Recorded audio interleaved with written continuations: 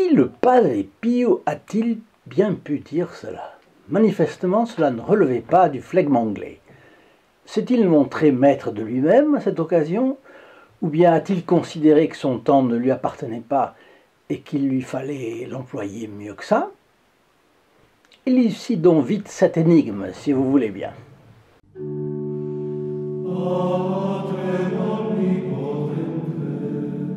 Cher ami fidèle du Padre Pio, bonjour. Je vous rappelle qu'en clôture, je vous laisserai une prière pour éviter le péché.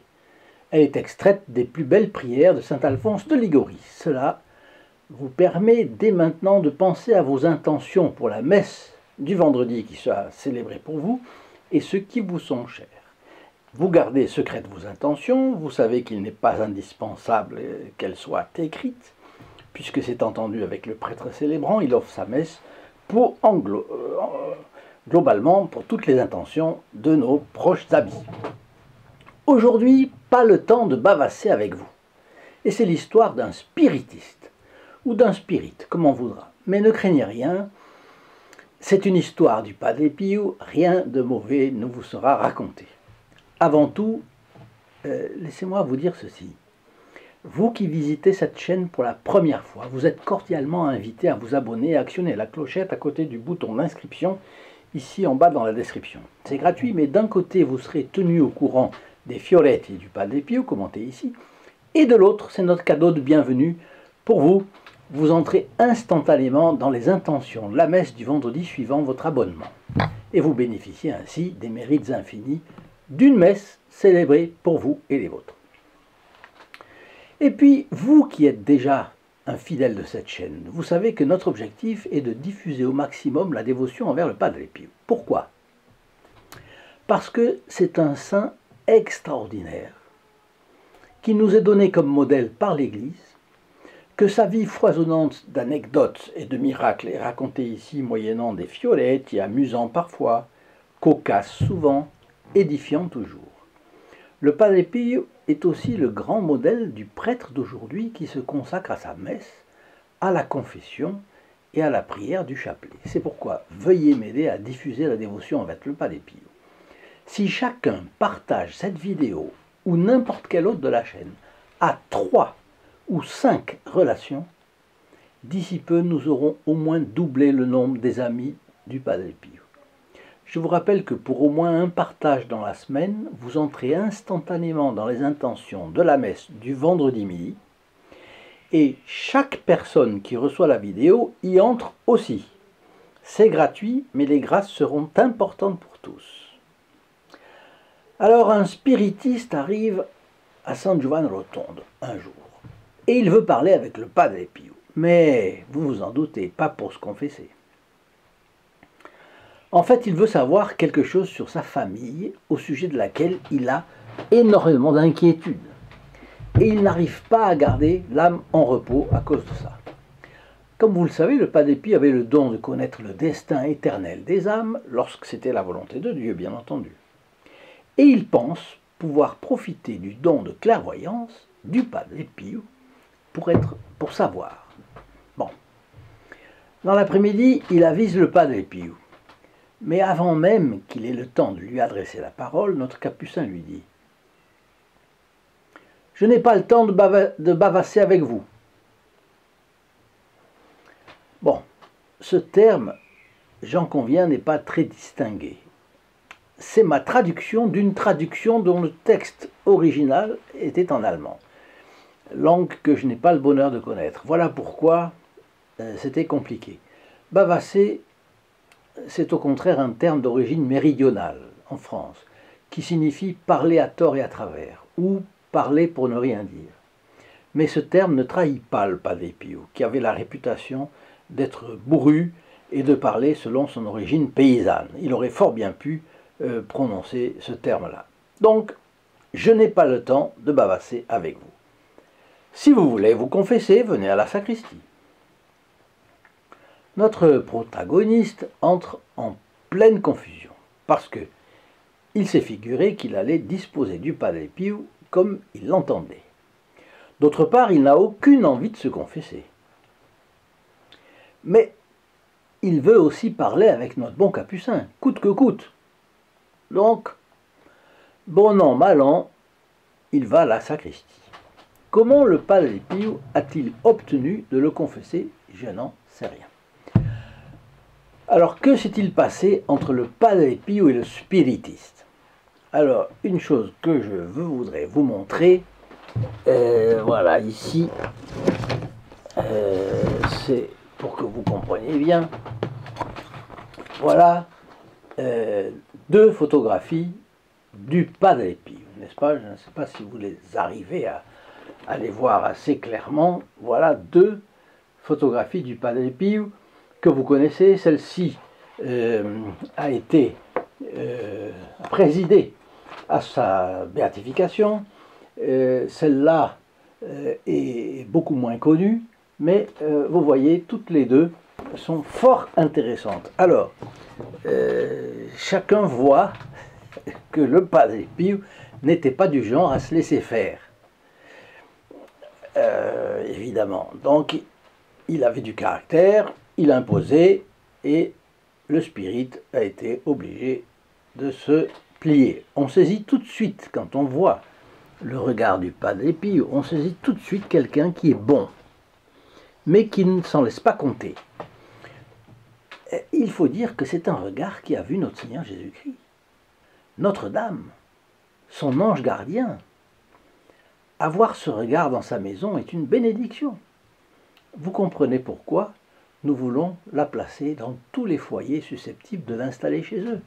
Il est le vecteur de je ne sais combien de grâces. Nous en avons des témoignages innombrables. Les personnes mettent cela, et puis quelqu'un passe à la maison et dit mais qui c'est cet homme-là? Et ça commence. Alors Padre Pio a multiplié les miracles de son vivant et a dit qu'il ferait plus de bruit mort que vivant. Alors, il viendra nous aider. Il est le saint que la Providence place à nos côtés pour nous guider dans les temps qui viennent. Temps difficiles, vous vous en doutez. Si vous n'avez pas encore eu cette photographie, eh bien, je vous offre de la recevoir gratuitement. Vous voyez, il y en a deux. Bien. Mais,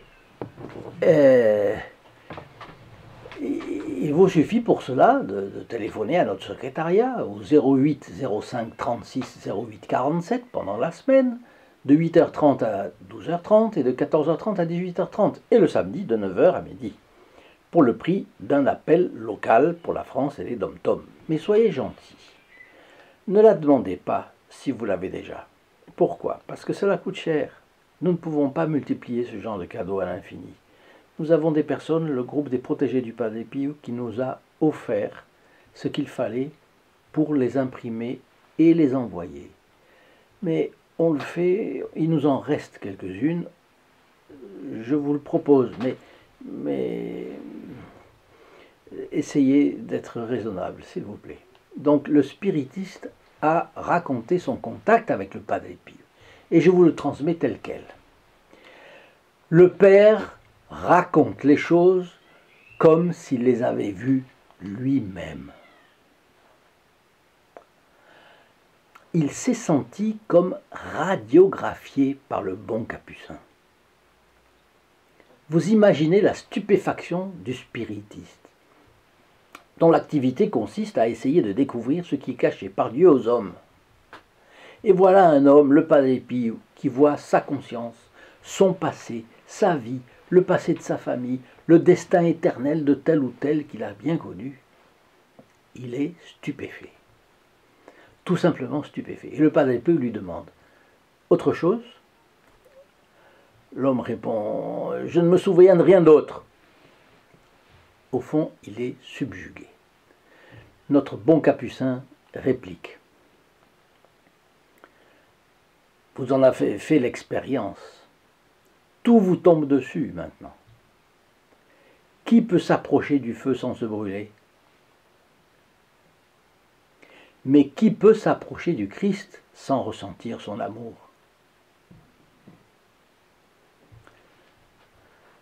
L'homme spiritiste vient d'assister à un véritable miracle. Le Père connaît tout de lui. Il lit en lui comme dans un livre. On dirait Dieu qui voit et qui parle. Mais l'histoire est loin de s'arrêter là. Vous savez, je vous l'ai dit souvent, avec le Padre Pio, on n'est jamais à l'abri des surprises. Et oui, quand la manifestation de la grâce s'éloigne dans le temps, et que le démon attaque de nouveau quelqu'un qui a eu une grâce comme celle-là, on peut ne plus ressentir aussi vivement l'effet de la grâce. Et le spiritiste ne va peut-être croire qu'à demi. Peut-être ne va-t-il pas tirer les ultimes conséquences de cette expérience avec le Padre Pio, donc ne pas déraciner son attachement à toutes les superstitions du spiritisme. Vous savez qu'il y a des conversions qui ne durent pas, des demi-conversions, des gens qui jouent avec le feu encore après. Alors pour obtenir sa conversion complète, Dieu dans son infinie bonté, va lui accorder une autre grâce que personne n'aurait pu imaginer, pas même vous, fidèles amis du Padre Pio. Le pénitent voit en effet à ce même moment notre Seigneur Jésus-Christ se substituer devant lui au Padre Pio. Jésus en habit de Nazaréen, blanc comme la neige, les cheveux divisés au milieu, comme c'était à l'époque, vous savez, on avait comme ça, étincelant d'une façon merveilleuse. Vous imaginez sans peine sa stupéfaction. L'homme reste sans voix. Et puis la vision s'estompe lentement. Les choses avec le bon Dieu ne sont pas brutales. Et le Padre Pio lui dit « Va en paix et ne pêche plus ». Alors, c'est fort. Vous remarquez qu'il dit la même phrase que Jésus à la femme adultère, n'est-ce pas? Les pharisiens qui voulaient que notre Seigneur Jésus-Christ, ou bien se mettre en contradiction avec la loi de Moïse, ou bien disent il faut la lapider. Ce qui souligne encore plus la réalité de la vision. Le spiritiste a vu notre Seigneur Jésus-Christ, et au moment où finit la vision, le Padre Pio s'adresse à lui dans les mêmes termes utilisés il y a 2000 ans par Jésus. Alors ce n'est pas un hasard, évidemment, il y a eu une volonté explicite de Dieu. C'est absolument flagrant. D'ailleurs, parlant de volonté explicite de Dieu, je considère qu'il y a eu aussi une volonté et une aide spéciale du bon Dieu pour que notre chaîne se répande comme elle se répand. En particulier avec son groupe des protégés du Padre Pio. Si vous n'y êtes pas allé, je vous y donne rendez-vous. Ici en bas dans la description, c'est sur notre site st-padre-pio.fr et je vous demande une prière pour ses membres. Parce que c'est grâce à eux que vous avez pu recevoir gratuitement la photo du Padre Pio, si vous l'avez reçue. Et oui, si quelqu'un bénéficie de quelque chose, c'est qu'il y a quelqu'un qui s'en est occupé, évidemment, n'est-ce pas? Il fallait bien que quelqu'un vous l'offre.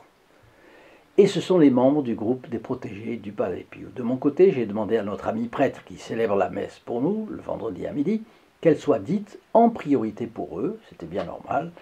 Donc la messe du vendredi leur est dédiée en priorité, elle est dite à leur intention chaque vendredi, tout au long de l'année. Donc si vous partagez cette vidéo, c'est une fois le vendredi qui suit votre partage, mais là, pour eux, c'est tout au long de l'année. Mais de votre côté, vous pouvez aussi les remercier en récitant un « Je vous salue Marie » pour eux. Si vous voulez avoir une relation plus étroite avec le Padre Pio, si vous avez envie de mettre vos pas dans les siens, c'est également possible. Vous trouverez ici en bas dans la description de cette vidéo tous les repères pour cela. Alors cet homme spiritiste a raconté aussi comment il avait passé des après-midi entiers à faire tourner des tables pour trouver les bons numéros de la loterie.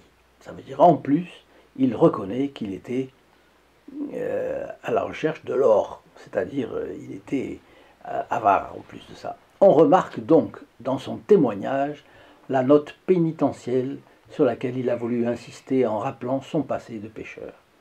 À présent, il était converti, mais tant et si bien qu'il ne voulait plus retourner à son usine, qui représentait un danger pour lui. Ses activités y étaient connues au point qu'on l'y avait maudit à cause d'elle. Et c'est la raison pour laquelle il demanda même au Padre Pio de l'aider à obtenir son licenciement et recevoir une indemnité de licenciement.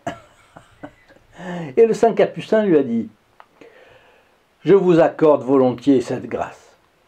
Et c'est bien ce qui s'est passé. Et tout cela, on le trouve dans le livre San Pio de Pietrelcina, Saint Pio de Pietrelcina, le plus grand thaumaturge du XXe siècle, du père Karl Wagner. Eh bien, cher ami, voilà la prière pour éviter le péché. Elle est extraite des plus belles prières de saint Alphonse de Liguori, du père Saint-Omer. Ô mon Dieu, les ennemis de mon âme ne cesseront de me combattre jusqu'à la mort. Si vous ne venez pas à mon secours, je succomberai. Ô, par les mérites de Jésus-Christ, je vous en supplie, concédez-moi la sainte persévérance et ne permettez pas que je me sépare de vous par le péché. Je vous demande la même faveur pour tous ceux qui se trouvent actuellement dans votre grâce. Sur la base de votre promesse, je suis certain d'obtenir le don de la persévérance, si je continue à vous la demander. Mais je crains que dans les tentations, je cesse de me tourner vers vous et que je tombe dans le péché. Je vous demande donc la grâce de ne jamais arrêter de prier. Faites que, dans les occasions dangereuses, j'ai toujours le soin de me recommander à vous et d'invoquer les très saints noms de Jésus et de Marie. C'est ainsi, ô mon Dieu, que je suis résolu à procéder toujours, moyennant votre sainte grâce. Exaucez-moi pour l'amour de Jésus-Christ. Ô Marie, ma mère, faites que chaque fois que je me trouve en danger de perdre l'amitié de Dieu, je recours toujours à vous et à votre divin Fils, ainsi soit-il. À demain. In nome del Padre, del Figliolo e dello Spirito Santo, e così sia. Sia lodato Gesù e Maria, e